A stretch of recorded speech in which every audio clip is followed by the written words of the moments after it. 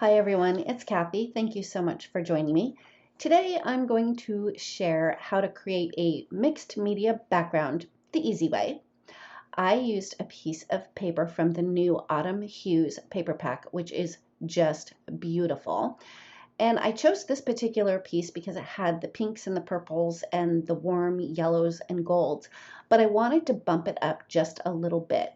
So I decided to do a little bit of stenciling right on top of it to add some texture. And the stencil I'm using is called Farmhouse Greenery.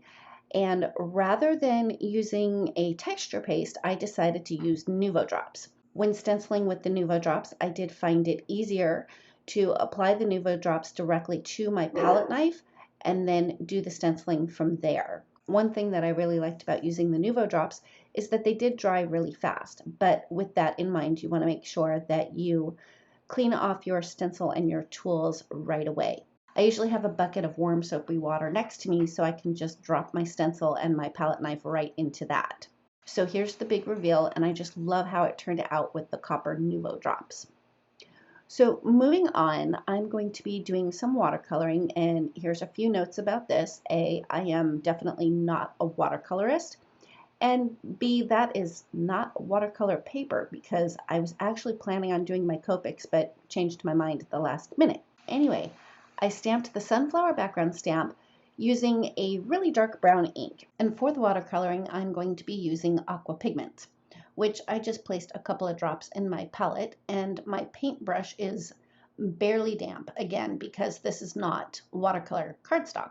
Anyway, I started out with violet aqua pigment and added that in the areas where it would be the darkest, especially around petals that are set behind other petals. Once I was done with that, I came in with fuchsia aqua pigment and added that to the very center of the petals. And I made sure to leave white space on the outer edges of the petals, especially those that are right up front, to make sure that there was still separation between those petals when I came in with my next color. And my next color was orange. And I did go over some areas where there was the violet and the fuchsia aqua pigment just to get them to blend a little bit. Again, my paintbrush is barely damp because I didn't want to have the color running all over the place, but I did want to have some blending. Finally, I finished up the petals with yellow-orange aqua pigment. I did make sure to let it dry completely before I started coloring in the center of the sunflower, and for that I am going to be using my Copic markers. I started out with E49 and concentrated that on the very outer edge of the center of the sunflower.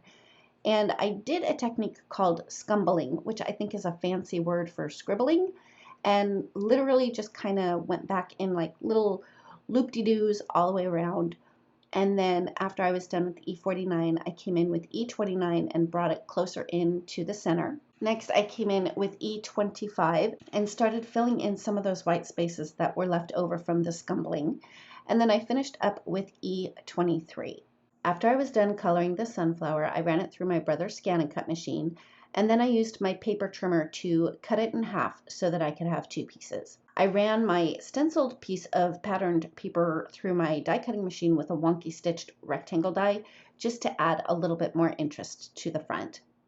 I used liquid glue to adhere my sunflowers to the front of my card panel, and I had stamped the sentiment "Thinking of You" from the Butterflies stamp set and ran that through my die cut machine with one of the dies from the Simple Sentiments die set.